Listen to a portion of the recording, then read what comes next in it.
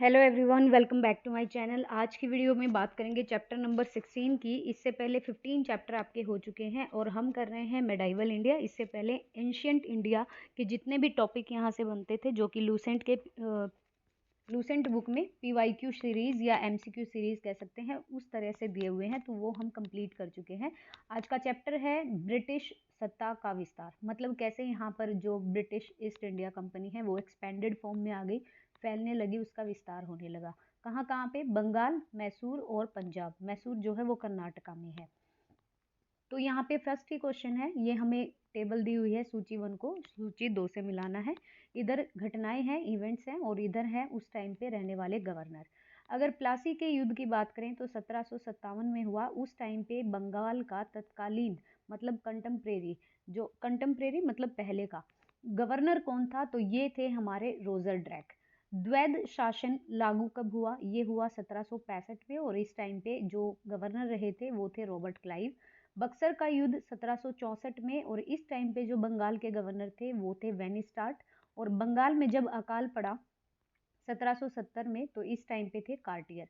तो ध्यान रखना, प्लासी का युद्ध हुआ 1757 में, रोजर ड्रैक गवर्नर थे। द्वैध शासन लागू हुआ 1765 में, रॉबर्ट क्लाइव थे। बक्सर का युद्ध 1764 में, वेनिस्टार्ट थे। और बंगाल का जब 1770 में अकाल पड़ा तो वहाँ पे कार्टियर थे। सेकंड क्वेश्चन है यहाँ पे, प्लासी की लड़ाई 1757 में अंग्रेजी सेना का नेतृत्व किसने किया? मतलब अंग्रेजों की तरफ से जब यहाँ पे प्लासी की लड़ाई हुई सिराजुद्दौला के साथ, तो यहाँ पे अंग्रेजी सेना का नेतृत्व किसने किया? वो किया था रॉबर्ट क्लाइव ने। बक्सर के युद्ध में ये लीडर बने थे। बक्सर का युद्ध जो कि 1764 में था, तो अंग्रेजी सेना की तरफ से लीडर कौन थे? तो ये थे हेक्टर मुनरो, ये भी याद रखिएगा। बंगाल का द्वैध शासन कब से कब तक चला था? 1765 से 1772 तक, ये 7 साल तक चला था, ऑप्शन नंबर सी। नेक्स्ट है, वर्ष 1798 ईस्वी में लॉर्ड वेलेस्ली द्वारा प्रस्तावित सहायक संधि, जिसे हम सब्सिडरी अलायंस कहते हैं, 8th क्लास की एनसीईआरटी में आप जाके देखेंगे तो ये विस्तार से दी हुई है। सहायक संधि को स्वीकार करने वाला पहला भारतीय शासक कौन था? सब्सिडरी अलायंस को सबसे पहले जो अडॉप्ट किया था या एक्सेप्ट किया था वो किया था हैदराबाद के निज़ाम ने। और किसने चलाई थी ये, प्रस्तावित किसने की थी? लॉर्ड वेलेस्ली ने। इंग्लिश में आपका ऐसे ही लिखा जाता है, वेलेस्ली, ठीक है। 1798 में। भारत का पहला गवर्नर जनरल और वायसराय कौन था? ये थे लॉर्ड कैनिंग। तीसरे आंग्ल मैसूर युद्ध को रोकने के लिए टीपू सुल्तान ने अंग्रेजों के साथ कौन सी संधि की थी? मंगलोर की, श्रीरंगपट्टनम की, मैसूर की या बिदनूर की? तो टीपू सुल्तान की बात आ रही है, तो यहाँ पर श्रीरंगपट्टनम की संधि अंग्रेजों के द्वारा थर्ड जो एंगल मैसूर वॉर था उसको रोकने के लिए टीपू सुल्तान ने अंग्रेजी सेना के साथ की थी। राज्यशय या हड़प नीति या जब्दी सिद्धांत, तीनों ही तरह से आ सकता है। और इंग्लिश में बोले तो डॉक्ट्राइन ऑफ लैप्स, मतलब किसी का राज्य हड़प लेना, ये किसके द्वारा लागू हुई थी? ये की थी लॉर्ड डलहौजी ने। ध्यान रखिएगा, राज्य का क्षय करना मतलब विनाश करना, हड़प नीति हड़प लेना, और जब्ती सिद्धांत मतलब जबरन उस पर अपना हक जताना। तो डॉक्ट्राइन ऑफ लैप्स किसके द्वारा प्रस्तावित की गई थी, लागू की गई थी? ये डलहौजी के द्वारा। किस गुरु ने फारसी में जफरनामा लिखा था? सिखों के गुरु थे और फारसी भाषा में जफरनामा लिखा था गुरु गोविंद सिंह ने। ऑप्शन नंबर 3 यहाँ पे करेक्ट रहेगा।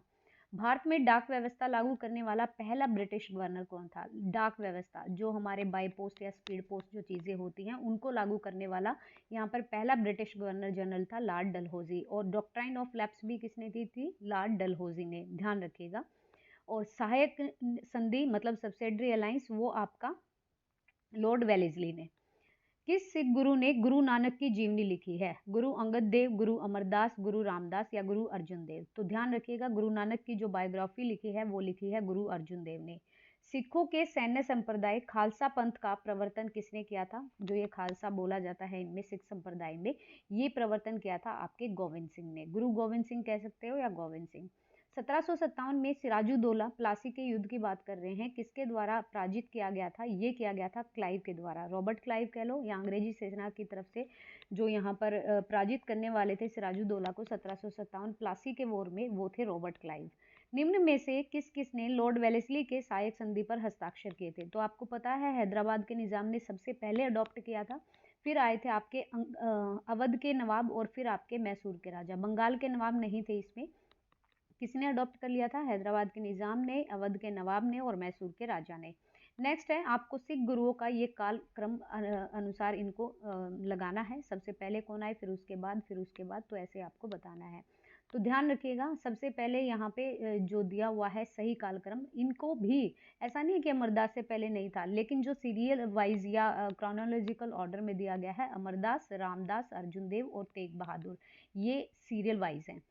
सुगोली की संधि, सबसे पहले याद रखिएगा, सुगोली की जो संधि हुई थी वो 1816 में हुई थी। अब ये किस किस के बीच हुई थी? ये हुई थी आपकी ब्रिटिश कंपनी या फिर ईस्ट इंडिया कंपनी कह लीजिए, और नेपाल, जो हमारा नेपाल देश है उसके बीच में। टीपू सुल्तान की मृत्यु 1799 में कहाँ पे हुई? तो ये भी कहाँ पे हुई? श्रीरंगापट्टनम में।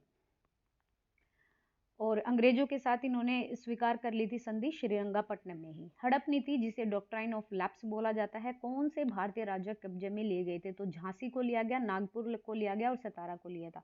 बेसिकली ये क्या थी कि भाई ये बोलते थे कि अगर राजा का पुत्र नहीं है, जैसे आपको पता है कि झांसी की रानी जो है उन्होंने पुत्र गोद लिया था, जिसे दत्तक पुत्र भी बोला जाता है।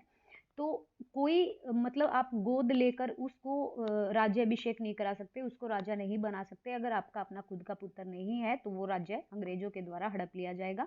झांसी, नागपुर महाराष्ट्र में और सतारा, इन तीनों राज्यों को क्या कर लिया था? हड़प लिए थे डॉक्ट्राइन ऑफ लैप्स के तहत। नेक्स्ट यहाँ पे बात करते हैं क्वेश्चन नंबर 19। ठगी प्रथा के उन्मूलन से संबंध गवर्नर जनरल कौन थे? ठगी प्रथा से जो संबंधित थे गवर्नर जनरल, वो थे Bentinck, Lord William Bentinck. Wodeyar dash के शासक थे? वोडियार कहाँ के शासक थे? मैसूर रियासत, त्रावणकोर, विजयनगर या इनमें से कोई नहीं? तो ध्यान रखिएगा, मैसूर रियासत के शासक थे वोडियार। टीपू सुल्तान की राजधानी, ये अगेन श्रीरंगापट्टनम, 1799 में यहाँ पे मृत्यु हो गई थी। क्लाइव को बंगाल का गवर्नर कब बनाया गया था? रॉबर्ट क्लाइव को बंगाल का गवर्नर बनाया गया था 1758 ईस्वी में। भारत के पहले गवर्नर जनरल कौन थे? Warren Hasting, Cornwallis, William Bentinck या लॉर्ड कैनिंग? ध्यान रखिएगा, लॉर्ड विलियम बेंटिक जो है वो भारत के पहले गवर्नर जनरल रहे थे। द्वैध शासन नीति को किसने समाप्त किया था? तो द्वैध शासन नीति को बाद में समाप्त कर दिया गया था वॉरेन हेस्टिंग्स के द्वारा। अंग्रेजों का सबसे ज्यादा विरोध किसने किया था? ये आपको पता भी होना चाहिए, राजपूत ने, मुगलों ने, सिखों ने। तो अंग्रेजों का जो सबसे ज्यादा विरोध किया था, ये किया था मराठों ने। और नागपुर और सतारा जो कि महाराष्ट्र में है, उसको हड़प नीति के तहत अंग्रेजों ने हड़प भी लिया था। प्लासी का युद्ध, जो कि 1757 में अत्यधिक ऐतिहासिक महत्व का था, क्यों? क्योंकि इसने भारत में फ्रेंच शक्ति का अंत किया, ये बात थी। इसने बंगाल में ब्रिटिश वर्चस्व के लिए मार्ग प्रशस्त किया और उसके बाद संपूर्ण भारत पर ब्रिटिश नियंत्रण के लिए रास्ता खुल गया। या एडमिरल वॉटसन और कर्नल क्लाइव के अधीन सारी सेना का सफाया हो गया। या सिराजुद्दौला के खिलाफ सभी विश्वासघाती मारे गए। तो ध्यान रखिएगा, इनका मेन मकसद ही क्या था? प्लासी के युद्ध का अपना वर्चस्व स्थापित करना, और इससे ब्रिटिश नियंत्रण के लिए रास्ता खुल गया था। तो option number B will be correct है यार। ब्रिटिश सरकार द्वारा भारतीयों को आधुनिक शिक्षा देना चाहती थी, इसमें उनका क्या उद्देश्य था? ये अंग्रेजी को माध्यम बनाना चाहते थे। बेसिकली ये चाहते थे कि भाई हमारी भाषा यहाँ पे पढ़ी जाए, तो ये इसीलिए करना चाहते थे ताकि इनकी जो पॉलिटिकल अथॉरिटी, पॉलिटिकल जो डोमिनेशन है या प्रभुत्व है, वो यहाँ पर नींव जो है उसकी सुदृढ़ हो जाए और भारत में अपनी राजनीतिक सत्ता की नींव जचाना था। नेक्स्ट है प्रशासनिक अव्यवस्था, जिसे कुशासन बोला जाता है। इसके आधार पर डलहौजी ने किस राज्य को ब्रिटिश साम्राज्य में मिलाया था? लॉर्ड डलहौजी की बात कर रहे हैं, ये मिलाया था अवध को। प्रशासनिक अव्यवस्था मतलब एडमिनिस्ट्रेशन जो आपकी अनबैलेंस जो थी, कुशासन, उसके आधार पर लॉर्ड डलहौजी ने ब्रिटिश साम्राज्य में अवध को मिलाया था। आदि ग्रंथ किसने संकलित किया है? तो पूछ रहे हैं कि आदि ग्रंथ किसने संकलित किया? गुरु नानक ने, गुरु रामदास ने, गुरु अर्जुन ने या गुरु गोविंद ने? तो गुरु अर्जुन जो हैं उन्होंने आदि ग्रंथ को संकलित किया था। भारत में आधुनिक शिक्षा प्रणाली की नींव किससे पड़ी थी? ये आप सभी को पता होना चाहिए, 1835 के मैकाले मिंट के द्वारा। और ये टीचिंग एग्जाम में बहुत बार पूछा भी जाता है। तो 1835 का जो मैकाले मिंट था, इसके तहत आधुनिक शिक्षा प्रणाली की नींव डाली गई थी। सही काल क्रम बताइए। Robert Clive, Vansittart, Warren Hastings, Cartier. तो कौन कौन से पहले आएंगे? पहले आएगा रॉबर्ट क्लाइव, उसके बाद वेनिस्टार्ट, फिर आएगा कार्टियर और फिर आएगा आपका वॉरेन हेस्टिंग्स। भारत में ईस्ट इंडिया कंपनी की सफलता का राज क्या था? कैसे वो सफल रहे थे? एक तो भारत में राष्ट्रीय भावना की कमी थी, कंपनी की सेना को पश्चिम प्रशिक्षण मिला तथा उनके पास आधुनिक हथियार थे, मतलब अंग्रेजों की सेना के पास। ठीक है, भारतीय सैनिकों में राष्ट्रीय भावना का अभाव था। बात वही है, राष्ट्रीय भावना की कमी या राष्ट्रीय भावना का अभाव, तो ये तीनों ही यहाँ पे करेक्ट थे। अंग्रेजों के पास अच्छे खासे जो वेपन्स होते थे वो आधुनिक हथियार थे। भारत में निम्न वायसरायों में से किसके काल में इंडियन पीनल कोड, ये आईपीएल बोला जाता, आईपीसी बोला जाता है इसको, Indian penal code, civil procedure code और क्रिमिनल प्रोसीजर कोड पारित किए गए थे? बहुत अच्छा क्वेश्चन है। ये किए थे लॉर्ड कैनिंग के काल में।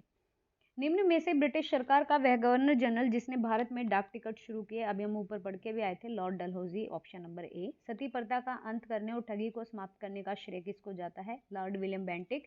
राजा राम मोहन राय समर्थक रहे हैं विरोधी रहे हैं सती प्रथा के, और ग्रंथों का हवाला देते हुए उन्होंने ये चीज़ प्रूव भी की, कहीं पे भी ये नहीं लिखा है कि हम सती प्रथा को अबोलिश नहीं कर सकते, और लॉर्ड विलियम बेंटिक भी इसमें पूरे उनके राजा राम मोहन राय का समर्थन दिया।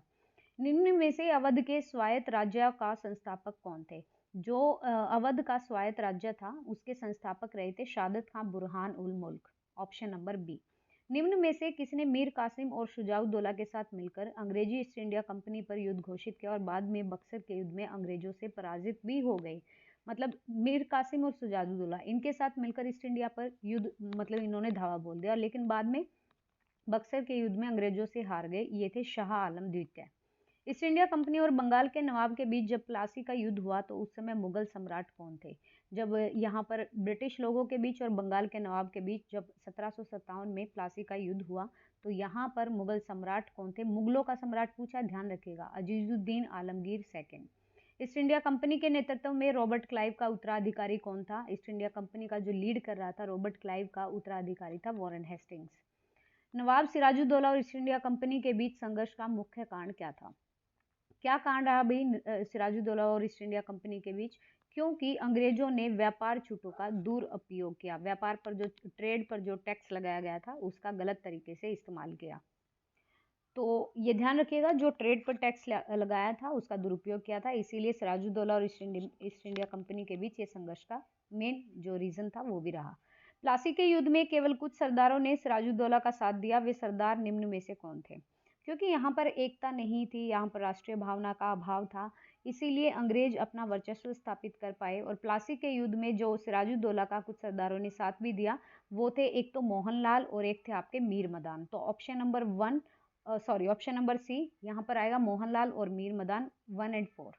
काल कोठरी जिसे ब्लैक होल कहा जाता है, इसकी घटना जिसमें 146 में से 130 लोग एक छोटी कोठरी में 123 लोग एक छोटी कोठरी में बंद कर दिए जाने के कारण मर गए, कहाँ पे घटी थी? मतलब एक छोटी सी ऐसी कोठरी जहाँ पर ना धूप जा रही है ना वहाँ पे रोशनी है, वहाँ पर अंधेरा ही अंधेरा है, और 146 में से 123 लोग एक कोठरी में वहाँ पे डाल दिए, चाहे वहाँ पर इतनी जगह हो या ना हो, और मर गए थे वो वहाँ पे। ये काल कोठरी है कलकत्ता में, ऑप्शन नंबर डी। प्लासी के युद्ध के बाद भारत के लिए शाश्वत दुख की काली रात का आरंभ हुआ, ये किस बांग्ला कवि का कथन है? 1757 में जब ब्रिटिश ईस्ट इंडिया कंपनी के द्वारा सिराजुद्दौला को पराजित किया गया और तब से भारत के लिए शाश्वत दुख की काली रात का प्रारंभ हो गया, ये कहा था नवीन चंद्र सेन ने, ऑप्शन नंबर ए। किस इतिहासकार ने 1765 ईस्वी से 1772 ईस्वी तक कंपनी के राज्य को द्वैध शासन काल को डाकुओं का राज्य की संज्ञा दी है? मतलब द्वैध शासन की जो नीति अपनाई थी ईस्ट इंडिया कंपनी ने, तो कौन से ऐसे हिस्टोरियन रहे, इतिहासकार ने, ये 7 साल तक चली थी 1765 से 72 तक, और ये कहा है के एम पणियक्कर ने। सुरक्षा प्रकोष्ठ नीति जिसे रिंग फेंस पॉलिसी बोला जाता है, ये किससे संबंधित है? ये है आपकी वॉरेन हेस्टिंग से।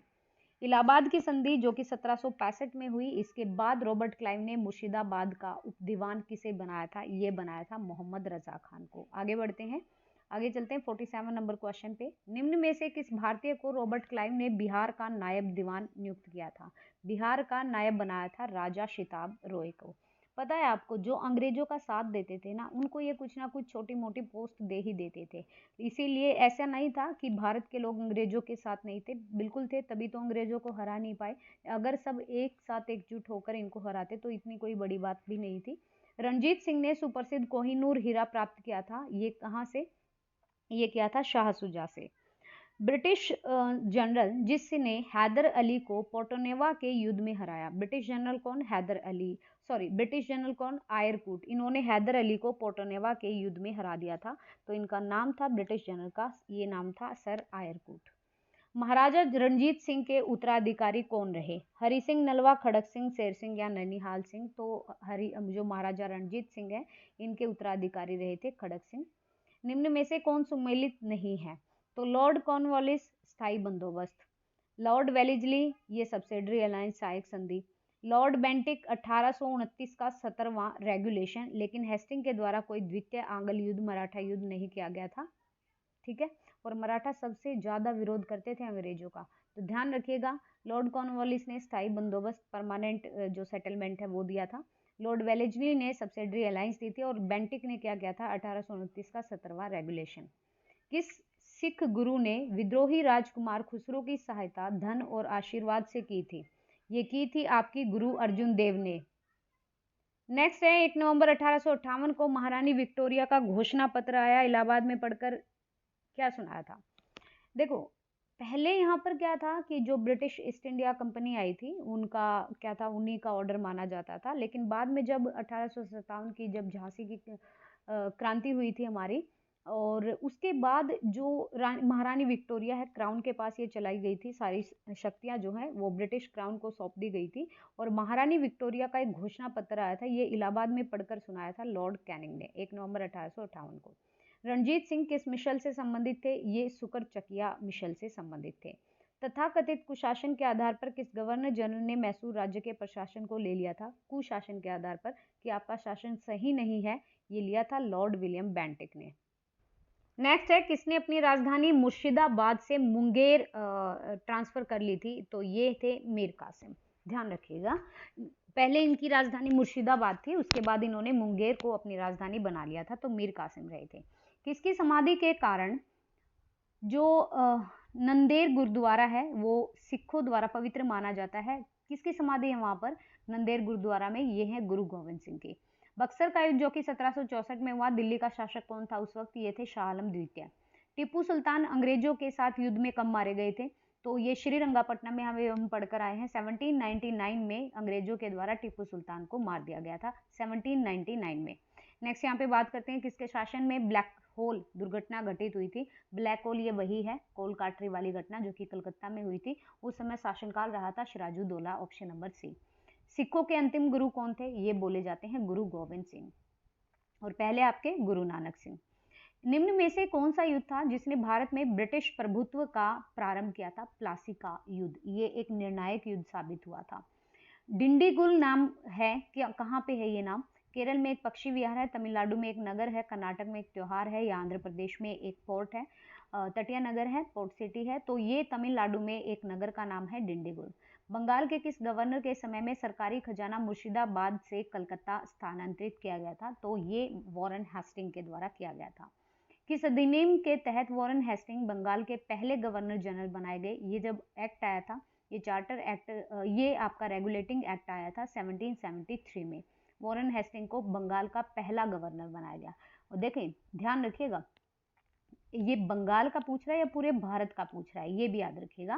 वैसे आपका विलियम बेंटिक आएगा, लेकिन अगर बंगाल के पहले गवर्नर जनरल पूछा है, गवर्नर नहीं गवर्नर जनरल पूछा है, तो 1773 के रेगुलेटिंग एक्ट के तहत वॉरेन हेस्टिंग को बंगाल का पहला गवर्नर जनरल बनाया गया। किसके समय में कलकत्ता में पहला जो कोर्ट था वो आपका खोला गया? तो ये वॉरेन हेस्टिंग के द्वारा ही, उस टाइम पे वॉरेन हेस्टिंग थे। बंगाल के किस गवर्नर जनरल के काल में पिट्स इंडिया एक्ट 1784 आया था? तो ये आया था वॉरेन हेस्टिंग के काल में ही। नेक्स्ट आपको मिलान करना है, मिलान यहाँ पे कौन सा युगम सही सुमेलित है? प्रथम आंग्ल मराठा युद्ध नहीं, 1790 से 1792 में थर्ड जो मैसूर वॉर है वो हुआ था, और 1824 से 1826 में ये आपका पहला आंग्ल बर्मा युद्ध हुआ था।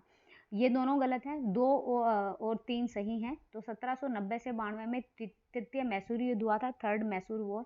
1824 से 26 में आपका पहला आंग्ल बर्मा वॉर हुआ था। सिख गुरुओं से संबंधित निम्न कथनों पर विचार कीजिए। सबसे पहला कथन है गुरु अर्जुन बंदा बहादुर को गुरु तेग बहादुर ने सिखों का सैन्य प्रमुख नियुक्त किया था। क्या ये सही है? गुरु अर्जन देव सिखों के गुरु और गुरु रामदास के पश्चात बने। गुरु अंगद और अंगद देव ने सिखों को उनकी अपनी लिपि गुरुमुखी दी। बहुत अच्छा क्वेश्चन है। लिपि जो पंजाबी की लिपि है गुरुमुखी, वो किसने दी? तो आप कह सकते हैं गुरु अंगद या अंगद देव ने दी सिखों को। और दूसरा जो है गुरु अर्जुन देव सिखों के गुरु थे, ये गुरु रामदास के बाद आए थे। तो ये दोनों ही आपका सही रहेगा, 2 और 3। नेक्स्ट है, भारत में ब्रिटिश शासन के दौरान निम्न राजसी राज्यों जो प्रिंसली स्टेट्स थे उन पर विचार कीजिए कौन कौन से थे। तो एक तो थे सतारा, एक था आपका संबलपुर और एक था आपका झांसी। ठीक है, नेक्स्ट यहाँ पे बात करते हैं, निम्न भारतीय शासकों में से कौन था जिसने विदेशों में आधुनिक पद्धति से दूतावास स्थापित किए थे। आधुनिक पद्धति से मतलब मॉडर्न टाइप से यहाँ पर जो रिफ्यूजीज थे वो यहाँ पर रिफ्यूजी या शेल्टर बोल सकते हैं, दूतावास स्थापित किए थे, ये किए थे टीपू सुल्तान ने। नेक्स्ट यहाँ पे बात करते हैं क्वेश्चन नंबर 73 की, ब्रिटिश भारतीय राज्य का प्रमुख अंतिम विस्तार कैसे हुआ था, किसके काल में हुआ था। लॉर्ड डलहौजी के काल में भारतीय राज्य क्षेत्र का अंतिम प्रमुख विस्तार हुआ। नेक्स्ट है, यहाँ पर सूची 1 को सूची 2 से मिलाना है, क्या क्या आएगा। 1775 में क्या हुआ, 1780 में, 1824 में और 1838 में। 1775 की बात करें तो पहला आंग्ल मराठा वॉर आएगा। 1780 की अगर हम बात करें तो द्वितीय आंग्ल मैसूर युद्ध आएगा। 1824 में अभी हम पढ़कर भी आए 1824 से 26, तो ये प्रथम आंग्ल ब्रह्मा वॉर आएगा। और 1838 की अगर हम बात करें तो पहला आंग्ल अफगान वॉर आएगा। ध्यान रखिएगा, 1775 में आपका क्या आएगा, पहला आंग्ल मराठा युद्ध आएगा। 1780 में आपका आएगा सेकंड आंग्ल मैसूर वॉर। फिर 1824 में फर्स्ट आंग्ल बर्मा वॉर और 1838 में फर्स्ट आंग्ल अफगान वॉर, ऐसे ही आएगा। ठगों के दमन में निम्न में से कौन संबंध था। ठगों का जो दमन हुआ उसमें से कौन संबंध था, ये थे Colonel Sleeman. Option number B यहाँ पे करेक्ट रहेगा। अब यहाँ पे आपको फिर से मिलान करना है, उत्तरवर्ती मुगल शासक हैं और उनके उपनाम है या उपाधि, उन्होंने अपने आप को क्या क्या उपाधि दी। बहादुर शाह फर्स्ट की बात करें तो ये अपने आप को शाह ए बेखबर बोलते थे। फर्रुखसियार की बात करें, फर्रुखसियर, तो ये मुगल वंश का घृणित और कायर शासक रहा। मोहम्मद शाह की बात करें, मोहम्मद शाह रंगीला। और बहादुर शाह सेकंड की बात करें तो बहादुर शाह जफर। ठीक है, तो ध्यान रखिएगा, बहादुर शाह सेकंड के ऊपर तो बहुत सारे क्वेश्चन भी बनते हैं। जब हमने मुगल पीरियड पढ़ा था तो वहाँ पे हमने किया था, ये 1857 की क्रांति में मुगलों की तरफ से अंतिम शासक रहे थे और इनको रंगून भेज दिया था, ब्रह्मा रंगून में। ठीक है, और इनको सैलरी पेंशन वगैरह दी जाती थी। बेसिकली औरंगजेब के बाद मुगल साम्राज्य का पतन होना शुरू हो गया था, कोई भी ऐसा राजा या शासक नहीं रहा जो कि मुगल साम्राज्य को आगे बढ़ा सके। तो बहादुर शाह फर्स्ट की जो उपाधि थी वो थी शाह बेखबर। फर्रुखसियर की थी मुगल वंश का घृणित कायर। मोहम्मद शाह को रंगीला और बहादुर शाह सेकंड को जफर बोला जाता था। 1 2 3 4।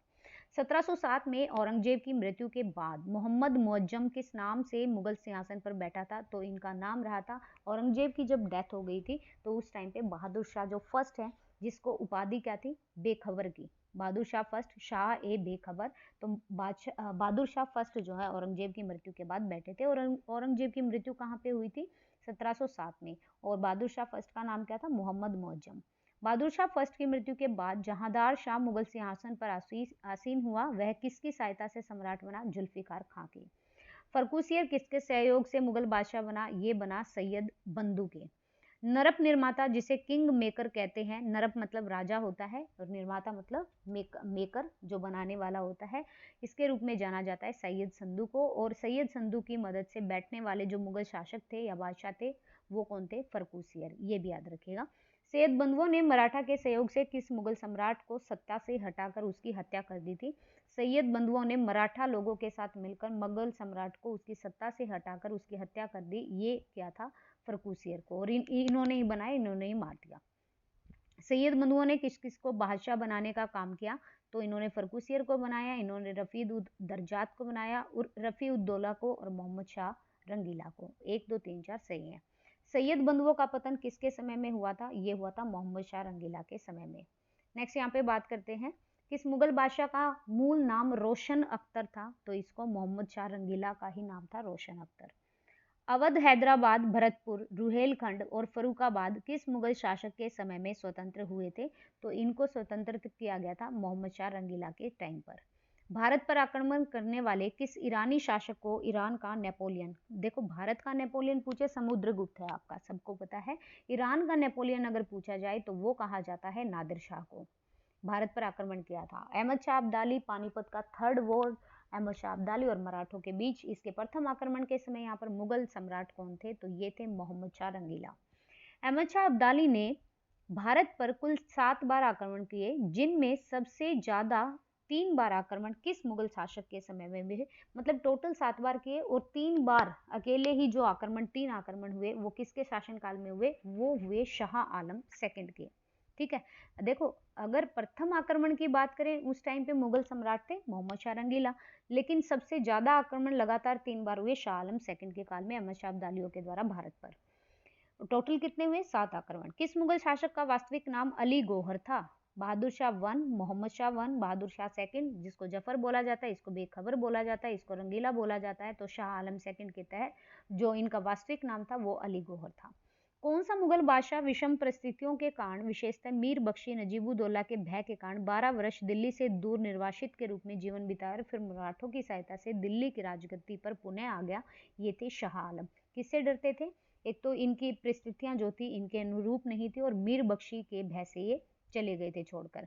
कौन मुगल बादशाह का एक बड़ा शायर भी था जिसके द्वारा आखिरी समय में कहा गया यह शेर विख्यात है, कितना है बदनसीब जफर के दफन के लिए 2 गज जमी भी ना मिली कुए यार में? तो ये कहा था बहादुर शाह सेकंड के द्वारा। ठीक है, बहादुर शाह जो जफर थे। अंग्रेजों का पेंशनर बनने वाला पहला मुगल बादशाह कौन था? ये बने थे सबसे पहले शाह आलम सेकंड। नेक्स्ट आपको मिलान करना है, यहाँ पे देखिए सुमेलित करना है राज्य और संस्थापक। बंगाल राज्य की स्थापना की थी मुर्शीद कुली जाफर खान ने। फर्रुखाबाद की स्थापना की थी मोहम्मद खान बंगश ने। कर्नाटक की थी शहादत अल्लाह खान ने, शहादत उल्ला खान ने, और अवध को बनाया था बुरहान मुल्क ने। तो ध्यान रखिए, बंगाल 1713 में मुर्शीद कुली जफर खां के द्वारा, फर्रुखाबाद मोहम्मद शाह बंगश के द्वारा 1714 में, कर्नाटक 1720 में सादत उल्ला खां के द्वारा, और अवध 1722 में मीर मोहम्मद अमीन शहादत खां बुरहान मुल्क के द्वारा। नेक्स्ट अगेन आपको मिलान करना है, और ये जो मिलान है ये यहाँ पे देख लीजिए, ये क्या लिखा है? राज्य और उनके संस्थापक। हैदराबाद 1724 में किसके द्वारा? ये चिनकिलकिस खां या फिर निजाम मुल्क के द्वारा। रुहेलखंड आपका अली मोहम्मद खां के द्वारा। भरतपुर 1740 में बदन सिंह के द्वारा, और मैसूर जो है हैदर अली 1761 में। दोबारा देख लीजिए, हैदराबाद 1724 में मीर कमरुद्दीन चिन किलकिस खां या मुल्क के द्वारा। रुहेलखंड अली मोहम्मद खां के द्वारा। भरतपुर बदन सिंह के द्वारा, और मैसूर आपका हैदर अली के द्वारा। टोटल 100 क्वेश्चन करेंगे, बाकी के क्वेश्चन जितने बचेंगे वो कल वाली वीडियो में करेंगे, या कल आपको एक अलग से वीडियो मिल जाएगी इसी चैप्टर की। किस राज्य के शासक नवाब वजीर कहलाते थे? तो इनको कहा जाता था अवध के नवाबों को। किसने ग्रामीण जाटों को एक सैनिक शक्ति के रूप में संगठित किया था? तो जो चूड़ामन है या चूड़ामनी बोल सकते हैं, इन्होंने ग्रामीण जो गांव में रहने वाले जाट हैं उनको एक सैनिक शक्ति के रूप में संगठित किया था। निम्न में से किसे जाटों का अफलातून, ये तो बहुत बार आता है, सूरजमल को बोला जाता है जाटों का आदरणीय और विद्वान व्यक्ति, और ये यूपी से बिलोंग करते थे। मुर्शीद कुली जाफर खां को बंगाल 1717 और ओडिशा 1719 की सूबेदारी किस मुगल बादशाह से मिली थी? मुर्शीद कुली जाफर खां, इनको बंगाल में 1717 और ओडिशा में 1719 की सूबेदारी मिल गई थी। ये जो मुगल बादशाह थे ये थे फर्रुख सियर, इन्होंने मुर्शीद कुली जाफर खां को ये क्या दी थी? सूबेदारी। किसने मुर्शिदाबाद की स्थापना की और उसे ढाका के स्थान पर बंगाल की राजधानी बनाई? मुर्शिदाबाद राजधानी बना दी बंगाल की ढाका की जगह। ढाका जो है बांग्लादेश में है। तो ये थे मुर्शीद कुली जाफर खां, इन्होंने क्या किया? मुर्शिदाबाद की स्थापना भी की अपने ही नाम से। देखिए मुर्शीद कुली जाफर खां मुर्शिदाबाद, और ढाका की जगह बंगाल की राजधानी इन्होंने बनाई थी मुर्शिदाबाद, मुर्शीद कुली जाफर खां ने। Last question of the day, Bengal के शासक मुर्शीद कुली जाफर खां और ईस्ट इंडिया कंपनी के बीच विवाद का प्रमुख कारण क्या था? तो जो ये कारण था, ये क्या कलकत्ता की किलेबंदी थी, या अंग्रेजों का मुर्शीद कुली खां जफर पर हमला था, या फिर मुगल बादशाह फर्रुखसियार द्वारा 1717 में जो फरमान जारी किया उसमें मुर्शीद अली जाफर खां और ब्रिटिश कंपनी द्वारा अलग अलग जो व्याख्या की गई थी वो था। तो ध्यान रखिएगा ये था। नेक्स्ट हम जितने भी क्वेश्चन होंगे कल वाली वीडियो में डिस्कस करेंगे। आई होप सो कि आपको वीडियो पसंद आए गाइस, और पसंद आए तो प्लीज़ लाइक एंड शेयर कीजिएगा, एंड प्लीज़ सब्सक्राइब कीजिएगा चैनल को। Thank you so much, thank you for watching.